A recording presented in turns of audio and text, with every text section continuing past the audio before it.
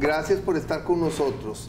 Yo me siento muy orgulloso de que la Unión Médica Nacional y muy agradecido con la Unión Médica Nacional que me ha permitido el espacio para entrevistar, por ejemplo, al primer nefrólogo de la historia de Costa Rica, el doctor Germán Weinstock, el primer anestesiólogo y que además escribió la historia de la anestesiología en el país, el doctor Sotela, el primer patólogo forense del país, el doctor Vargas Alvarado.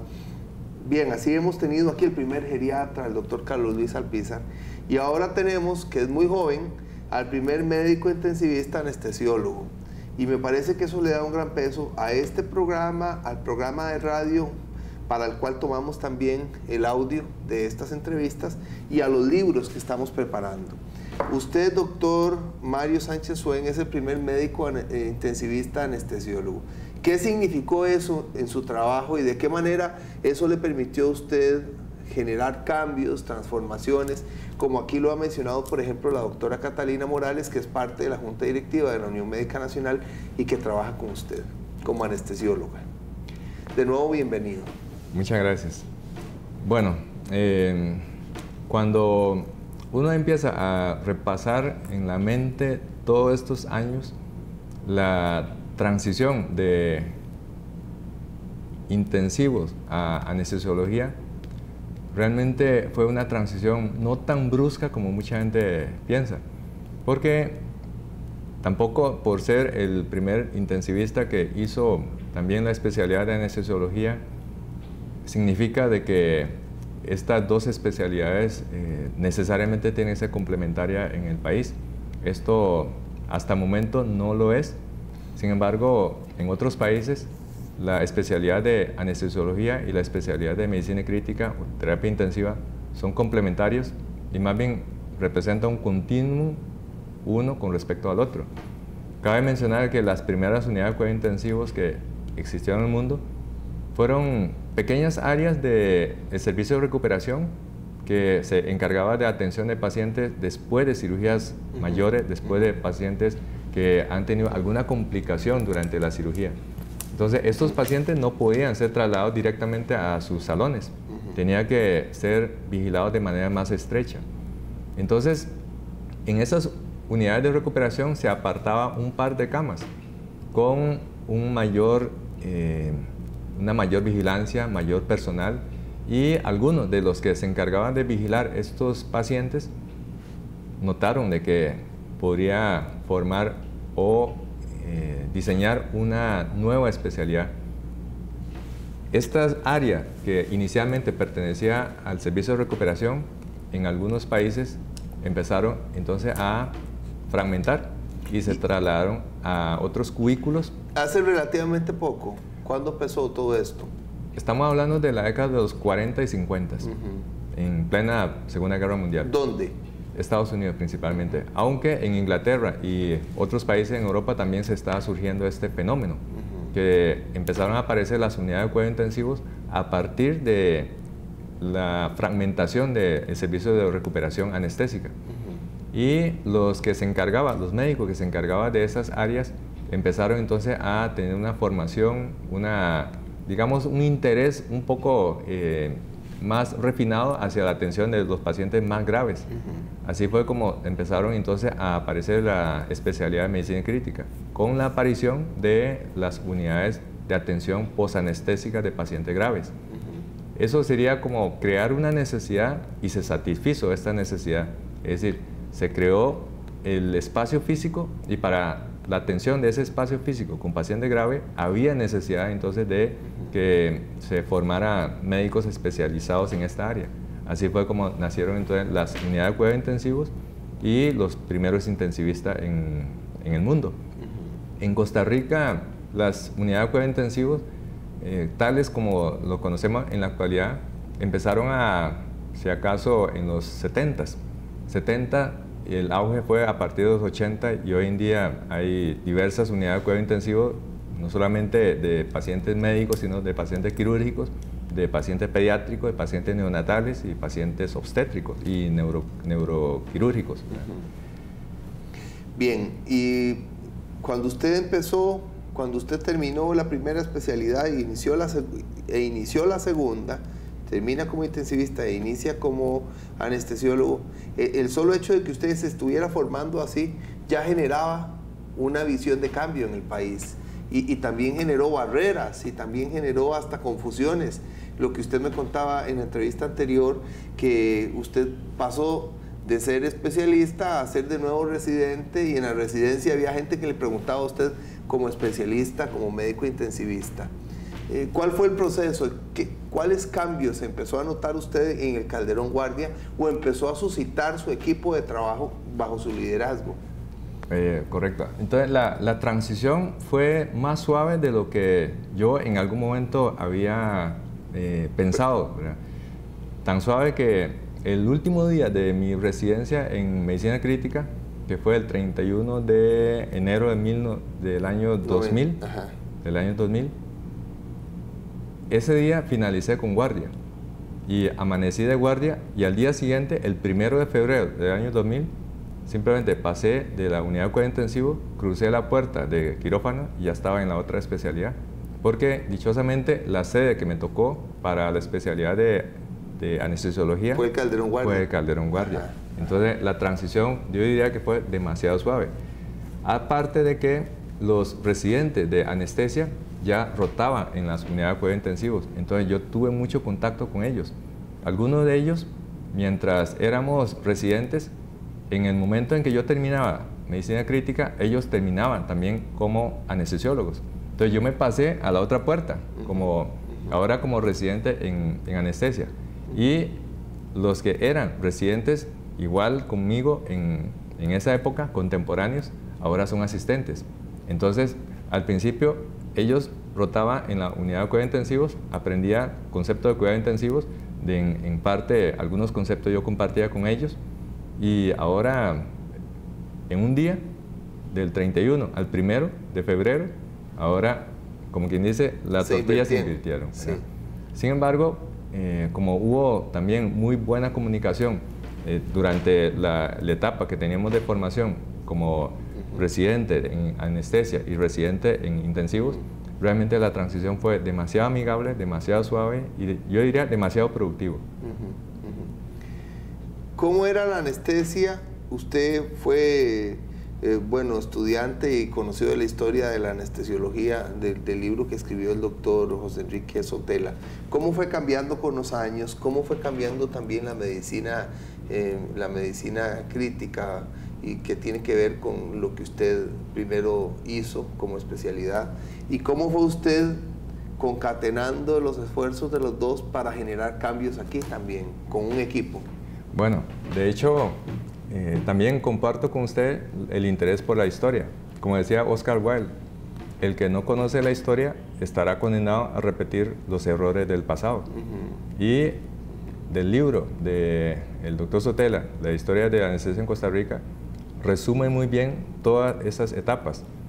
No tuve la oportunidad de vivirlo, digamos, en vivo, a todo color, pero sí a través de su escritura, uno podría prácticamente recrear toda la transición desde los tiempos muy arcaicos, medievales, hasta la anestesia que conocemos en la actualidad.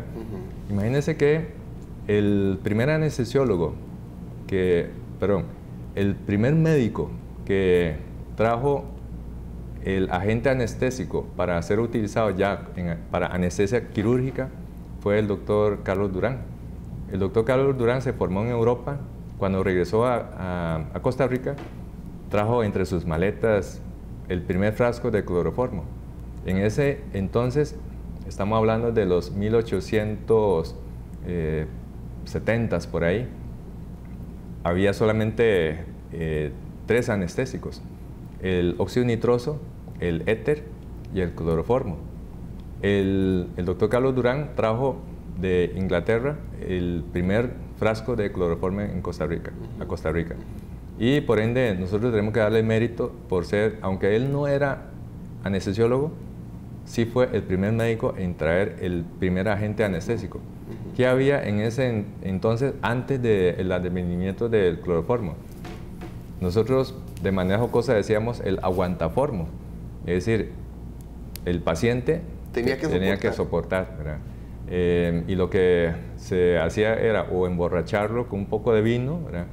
O aplicaba algunos métodos, digamos, como de tortura medieval, ¿verdad? Aunque en Costa Rica no se utilizó, pero en otros países utilizaba el método de estrangulamiento.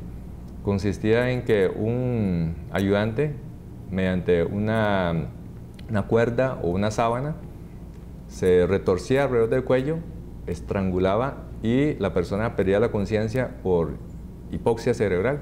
No llegaba sangre, perdía la conciencia. Y el cirujano aprovechaba ese periodo corto de pérdida de conciencia para operar. Obviamente tenía que hacerlo con un cronómetro súper acelerado y a veces sucedía accidentes. Muchos de los pacientes simple y sencillamente fallecía, no aguantó la anestesia y no aguantó la cirugía, pero era por el salvajismo que en ese entonces se realizaba. Pero era la limitación, porque en esa época eso era lo que existía. Ya con el advenimiento de esos agentes anestésicos, entonces el cirujano ya podía operar con menos celeridad y podía hacer las cosas, digamos, con un poco más de calma, un poco más de cuidado, y los resultados empezaron a mejorar. Recuerdo que también en el libro del doctor Sotela, una estadística que se reportó del Hospital San Juan de Dios en la década de los 20, la mortalidad transoperatoria era de 2.6%. 2.6% significa que de 100 pacientes operados fallecía 2.6, casi 3 personas. Hoy es inconcebible. Los tiempos han cambiado. La mortalidad en este momento tal vez podríamos andar en 0.5 por cada 1000. ¿verdad? Es bastante seguro en este momento el paciente que va a ser sometido a una anestesia de salir vivo de sala de operaciones, y salir vivo, y no solamente salir vivo, salir bien, ¿verdad? No así hasta hace unos 80, 90 años. ¿verdad? ¿Qué pasó después? El doctor Carlos Durán trae el frasco de cloroformo. ¿Qué pasa después de eso? Bueno, ahí entonces hubo un boom. No era administrado por médicos, sino enfermeras, religiosas. Correcto, las monjas. Y utilizaba el método de goteo. Obviamente nunca utilicé este método, ¿verdad? Ni siquiera muchos de mis maestros llegaron a verlo, pero sí he visto en foto, y también tengo una muestra que me regaló un anestesiólogo, un profesor mío, una máscara que se utilizaba para administrar el éter o el cloroformo. Es una máscara que se ponía sobre la cara del paciente. Sobre esa máscara se ponía un poco de torunda de algodón o trapo, y las monjitas, las enfermeras, empezaban a gotear el éter, gota a gota, gota a gota, y el vapor que se va soltando, se va volatilizando, el paciente lo va inhalando hasta caer en inconsciencia. Obviamente es un método muy arcaico, no se podía dosificar de manera correcta, no había monitoreo en ese entonces. De hecho, muchos pacientes fallecían por sobredosis. Hoy en día es una cosa prácticamente excepcional, ¿verdad? Esta práctica, ¿verdad? Yo diría que alrededor del mundo ya no existe esta forma de práctica, ¿verdad? La anestesia ha mejorado bastante, no solamente en tipo de agentes anestésicos, sino también en monitorización sobre todo. Vamos a ir a un corte, ya casi regresamos.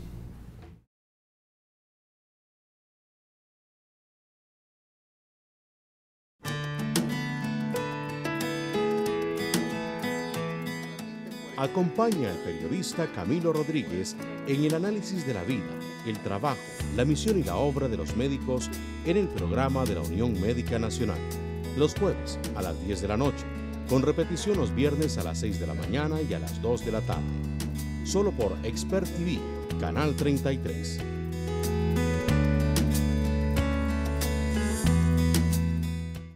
Tienda del médico. Pantallas, refrigeradoras, lavadoras y cocinas, joyería, equipo para hacer ejercicio, teléfonos celulares, computadoras, equipo médico en general, libros de medicina. Vendemos las marcas más reconocidas del mercado.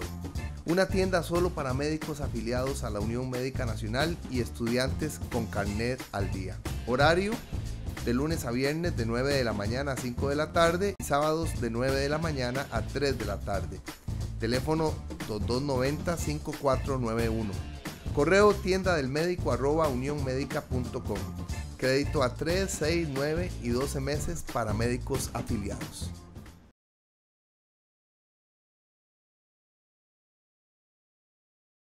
Doctor Mario Sánchez Suen, bueno, ¿cómo era la anestesiología de sus maestros y cómo fue evolucionando después del cloroformo? Bueno. Y el éter. Claro, yo diría que la época de oro de desarrollo de la anestesia se da un gran brinco a partir de los 80s, que es cuando empiezan a aparecer los agentes anestésicos modernos. De hecho, la mayoría de los medicamentos que nosotros utilizamos en anestesia surgieron y se popularizaron en esa época, de los 80 para acá. Paralelamente, la tecnología para medicina también ha mejorado en términos de monitoreo. De monitoreo sobre todo. Esto, junto con medicamentos más seguros y monitorización, mejoró increíblemente lo que es la seguridad anestésica y los resultados para los pacientes. Sin embargo, el desarrollo tal vez de conocimiento de tecnología y tal vez de farmacología supera lo que es el aprendizaje del médico. Entonces, con el paso del tiempo, como que la especialidad se puede estancar si no se sacude. Y la época en que se vio, digamos, esa transición de una especialidad de anestesiología más relegada a enfermeras y a monjas y pasó a ser una especialidad manejada por médicos fue en 1980-81. ¿Qué pasó en ese año? En esa época, antes de 80-81, todavía se formaba enfermeras para la atención anestésica. Con un año de entrenamiento salía con el título de enfermera o enfermero anestesista. Pero en 1980-81 hubo un cambio, entonces la especialidad de anestesia se convirtió en una especialidad médica y no una técnica. De tal forma que el Colegio Médico se encargó entonces de regular la práctica de la anestesia y se cerraron entonces la escuela de enfermeras o enfermeros anestesistas. De tal forma de que en este momento, estamos hablando de 1980, al año 2014 prácticamente en todo el país queda, si acaso, unos cuantos, muy poquitos enfermeros o enfermeras anestesistas. Todos se han pensionado y ya no hubo más formación. De tal forma de que se convirtió en una especialidad no de un año, sino de 3 años. Sin embargo, durante esos 3 años, a veces se da un gap en la formación, en términos de que muchas veces la especialidad se forja a partir del concepto de aprender haciendo. Y a veces haciendo cosas mal, pero se acepta que aprendió, pero aprendió a hacer las cosas mal.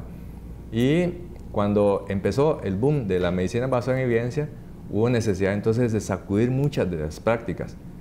Este concepto de medicina basada en evidencia, como por coincidencia, me tocó vivir y empezamos entre los mismos residentes de anestesia, me declaro como residente de anestesia, nos pusimos el afán de mejorar la academia, junto obviamente con nuestros profesores, y tuvimos apoyo de nuestra jefatura, de nuestros profesores de posgrado, y entre nosotros empezamos a realizar sesiones paralelas a la sesión general del servicio. Inicialmente una vez a la semana, luego nos dieron, digamos, cuerda, y entonces empezamos 2 veces por semana, luego 3, y luego todos los días tenemos sesiones. De tal forma que se mejoró mucho en este concepto de compartir enseñanzas. Muchas veces, como decía Benjamin Franklin, dime y lo olvido, enséñeme y lo recuerdo, pero involúcreme y aprendo. Muchas veces no se aprende, simplemente se sienta en una sesión discutiendo de algún tema poco trascendental, pero cuando nos involucramos ya de lleno en la formación, en el aprendizaje, es cuando realmente nosotros empezamos a... ¿Qué ha pasado del año de febrero del 2000 para acá? Que es cuando usted ya se formó como anestesiólogo, siendo ya médico intensivista. ¿Y cómo han dirigido ustedes una transformación en el Hospital Calderón Guardia? Bueno, Eso ha sido un esfuerzo de muchos colegas, muchos colegas, desde nuestros profesores hasta los mismos residentes y luego los asistentes jóvenes. A partir de ese año, muchos asistentes jóvenes empezaron entonces a incorporar, a contagiarse de esta nueva atmósfera de academia. Y algunos empezaron a salir del país a realizar entrenamientos especiales fuera por ejemplo, del continente, incluso a Europa, a Sudamérica, a Estados Unidos, y vinieron con muy buenos conceptos. Y gracias también a la colaboración y aceptación de nuestras jefaturas, se pudieron implementar nuevas técnicas, nuevos conceptos, nuevos métodos de monitorización, y esto se vino como una especie de avalancha, ¿verdad? Una cosa arrastra a lo otro, ¿verdad? Y hoy en día la especialidad de anestesiología, podemos decir que es una especialidad que ha ganado mucho renombre, ha ganado mucho prestigio, y el anestesiólogo en la actualidad ya no es como el anestesista de hace 30, 40 años, ¿verdad? En que el cirujano es el que dirigía la anestesia. Doctor, también es una especialidad muy riesgosa en la que el profesional pone en juego muchísimo, pone en juego su familia, pone en juego su salud, neurológica. Tanto así que nosotros proponemos que entre los anestesiólogos exista el control de doping aleatorio, como cuando un ciclista compite, entonces el comisario tiene que llegar de manera sorpresiva a que él saque una muestra ya sea de sangre o de orina para tamizar de que no esté jugando sucio, ¿verdad? Sin embargo, desde el punto de vista administrativo, en vista de que la farmacodependencia se considera como una enfermedad, desde el punto de vista laboral no se puede despedir, desde el punto de vista laboral tampoco se puede coaccionar a que alguien tenga que ser sometido a prueba de doping de manera aleatoria, ¿verdad? No existe ese tipo de reglamento, y es algo que nosotros vemos como digamos, una serie de habilidades desde el punto de vista de gestión para por lo menos frenar un poco este problema de la farmacodependencia, ¿verdad? ¿Qué le preocupa de la Caja Costarricense del Seguro Social a usted? Que a como va la cosa desde el punto de vista administrativo, la institución podría irse a pique dentro de un par de años, a como va, ¿verdad? Y existe también como una atmósfera que tiende a desprestigiar la labor del médico en la actualidad, muchas veces ayudado por los mismos administradores de nuestra institución. Tratan de vernos de que todos los problemas de la caja son exclusivamente de parte de los médicos. ¿Y por culpa de los médicos? De culpa de los médicos, cuando en realidad es una situación multifactorial. Tiene culpa el paciente que abusa de los servicios, tiene culpa los patronos que no cotizan, tiene culpa la misma institución que no contrata el personal idóneo, tiene culpa los mismos médicos que cuando abandonamos nuestra labor, cuando no hacemos las cosas de manera correcta, cuando evadimos nuestras obligaciones, todo eso contribuye a que la seguridad social se pueda verse en peligro si no corregimos a tiempo. ¿Qué ha significado ser médico en su vida? ¿Cómo lo llena el ser intensivista y anestesiólogo? Mucho, yo diría muchísimo, ¿verdad? Porque esta profesión es demasiado gratificante, demasiado gratificante. Cuando uno ve a un paciente que ingresa enfermo, con múltiples dolencias, y luego sale del hospital curado o aliviado, o incluso pueden fallecer, pero los familiares agradecen todo el esfuerzo que se ha hecho para que su familiar pueda salvarse, pueda aliviarse, es demasiado gratificante para el médico. Es una profesión que involucra una carga sentimental muy importante. A veces digamos... Muchas veces en detrimento del médico. Pues sí. De hecho, las estadísticas en términos de esperanza de vida no van a favor del médico. Si usted revisa la esperanza de vida de la población general, en comparación con la esperanza de vida del médico, nosotros los médicos tenemos un promedio de esperanza de vida de 10 años menos en comparación con la población en general. Eso traduce estrés, traduce carga familiar, traduce enfermedades exposición obviamente a las enfermedades también. Horas excesivas de trabajo. Horas excesivas de trabajo, sacrificio a la familia. Sacrificio, emoción. Y también... ansiedad. Ahora que usted toca el tema de sacrificio, la sociedad en términos generales, cuando no tiene familiares médicos, a veces entiende poco del componente personal, íntimo del médico. Uno tiene que, como un malabarista, tiene que jugar con 4 bolitas simultáneamente en el aire: el trabajo, la familia, los amigos y el espíritu. De estas 4 bolas, me refiero a la familia, el trabajo, el espíritu y los amigos. Y los amigos, uno no lo puede descuidar, ¿verdad? Es como el malabarista. Si usted se descuida, una de las bolas se va a caer, pero de esas 4 bolas, hay una que es de hule, el trabajo, pero lo demás, la familia, los amigos, el espíritu, si usted se descuida, se rompe porque la bolita es de vidrio y ya no lo puede recuperar. Y esta es la razón por la que muchos médicos terminan divorciados, termina con problemas familiares, termina con farmacodependencia, termina con alguna demanda desde el punto de vista médico-legal, ¿verdad? Y una serie de cosas que va en detrimento, obviamente, de la salud del médico. Muchísimas gracias, doctor Mario Sánchez Suen, por estar aquí. Primer médico, intensivista, anestesiólogo de nuestra historia.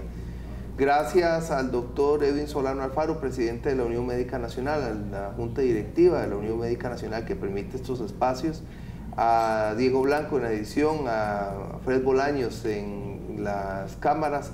Gracias a don Alexander Azofeifa Monge, gerente de la Unión Médica Nacional, que nos ayuda en la coordinación y la producción de este espacio. Gracias a usted por acompañarnos, que esté muy bien.